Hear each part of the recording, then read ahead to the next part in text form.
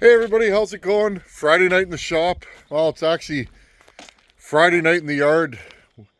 My wife and I have been getting a lot of things accomplished this year. You put stuff off for so long and you just say at some point, enough's enough. We got to get some things done around the house here. So this has been a 7-8 year project. We started out, friends, we had a building that needed to be knocked down. There is a short somewhere on the YouTubes of me knocking it over with the skid steer.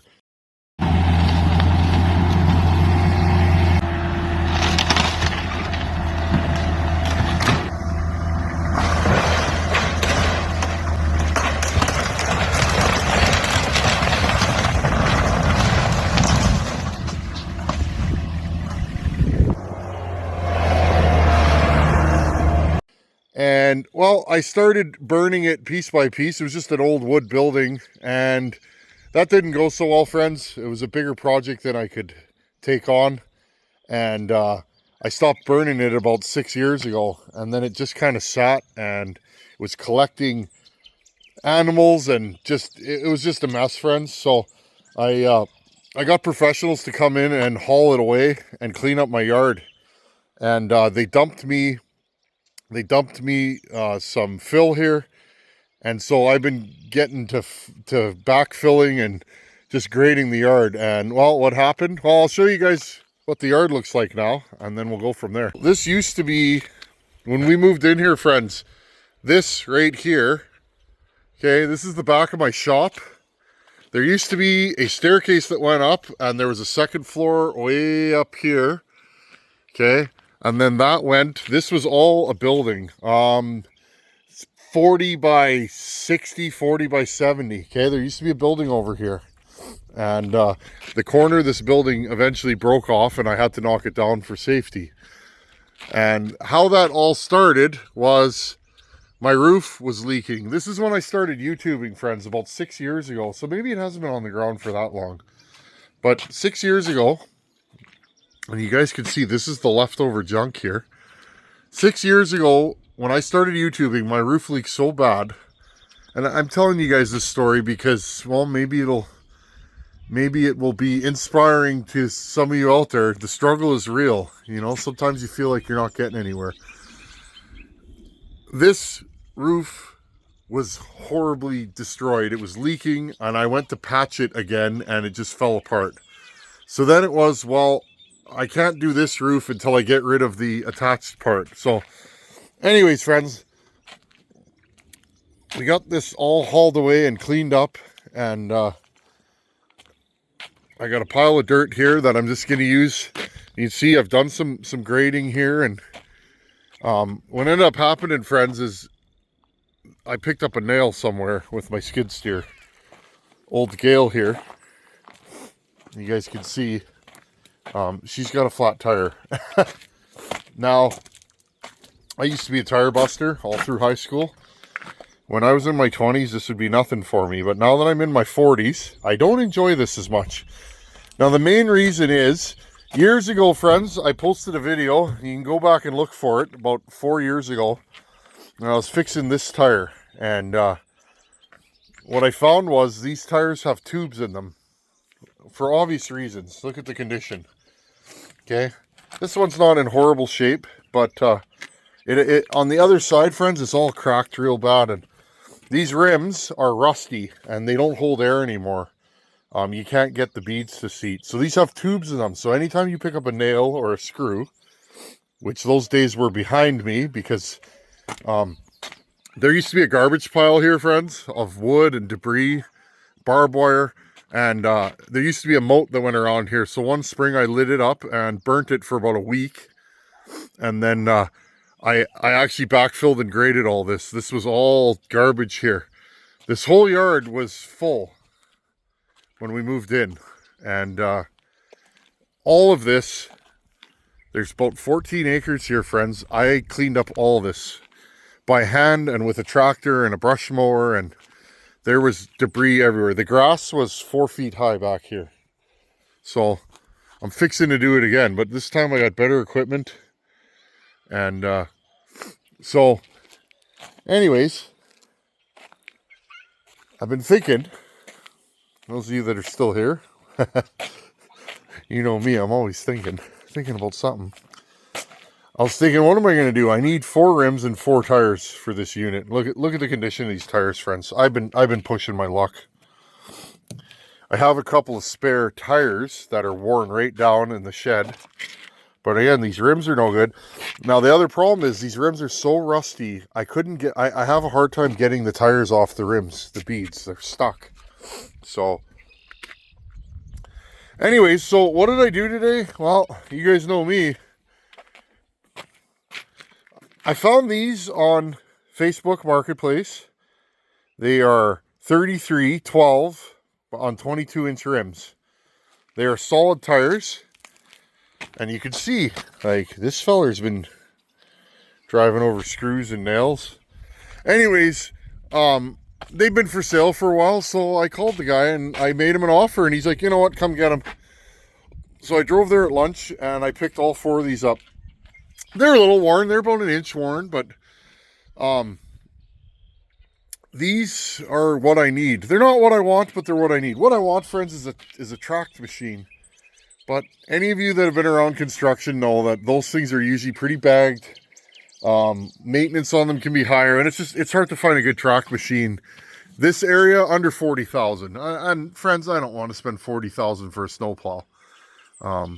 So at this point, that's what this skid steer is. I use it to move things, so anyways, friends, I bought all 4 of these for an absolute song.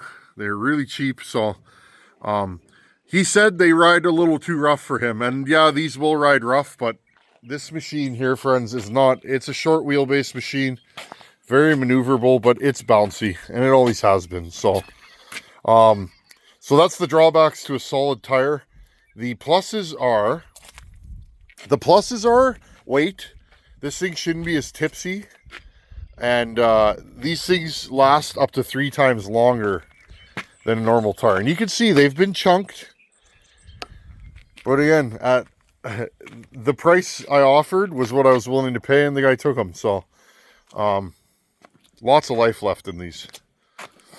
So anyhow, friends, I'm just fixing to figure out how I'm going to mount these things, because 1 tire and rim is probably 300 pounds.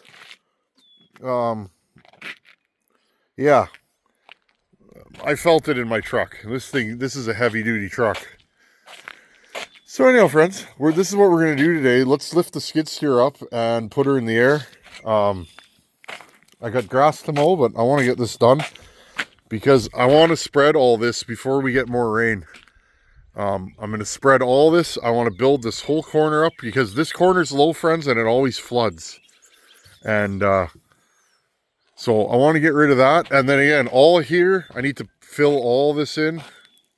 They scraped her and got rid of it for me. I want to scrape all this off. I want to get rid of all the debris on here.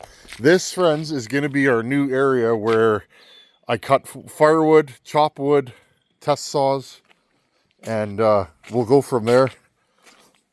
Years ago, I actually put a door in here. If you go inside the shop and look on the floor, right about here, friends, there's actually a doorway framed. So if I want to, and I may add on to the shop for the coming winter, and we'll see, but that'll be for another day. Still want to put the concrete in that shop, but again, time, friends, there's only so many hours in a day. I really want to get that done, but things like this eat time. Anyhow, if you want to lift the skid steer the way you do it, if you've never done this before, you could use a jack, but these things are heavy and they're really low to the ground, and you need a pretty substantial jack. So put a good piece of hardwood underneath the belly of the machine, and then put your bucket down and push your bucket down, and you'll lift this whole machine up like it's not even there. So we're going to get going on this, and I'm not sure how I'm going to lift these tires. I like my back these days. I try and treat my back good, because anybody that knows me knows I'm a little sweet in the back, always have been, and I That's my own fault. Just because you can lift something doesn't mean you should. But anyways, we all have our things.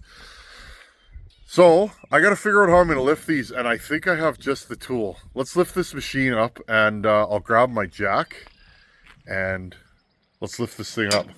Okay, so like I said, I'll put the bucket down and lift this up. I'm going to leave the machine running because I don't trust these hydraulics. They do sag after a bit. And then I'll show you how I'm going to lift these tires up. This shouldn't take too long, as long as the wheels come off. Okay, fire the machine up.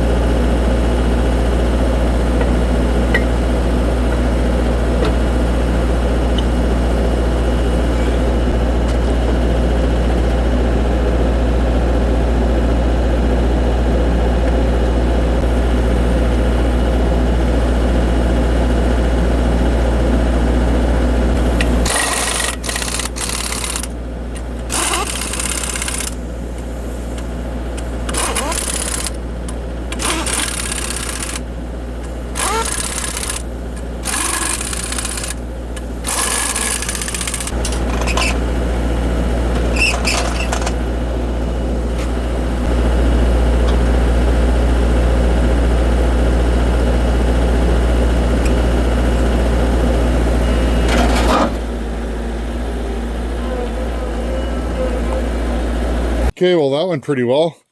Now, take the old torque wrench here and set it to, it says like 170 to 180 foot-pounds. This thing goes to like 160, so that's what we're going to do her to. That's what I did it last time. And I've never lost a wheel, knock on wood. Okay. So funny story, guys, before I let you guys go. The fellow that sold these to me, he was young, maybe 30, good shape, about 6 feet tall, 170. And after we loaded these and I paid him, he's like, good luck to you, buddy. He's like, took like 3 of us to get these things on and off. He's like, you better ask for help. So I was driving home and I thought to myself, well, I ain't got no help. That's just the way it is here. So how in the world am I going to mount these? Well, motorcycle lift.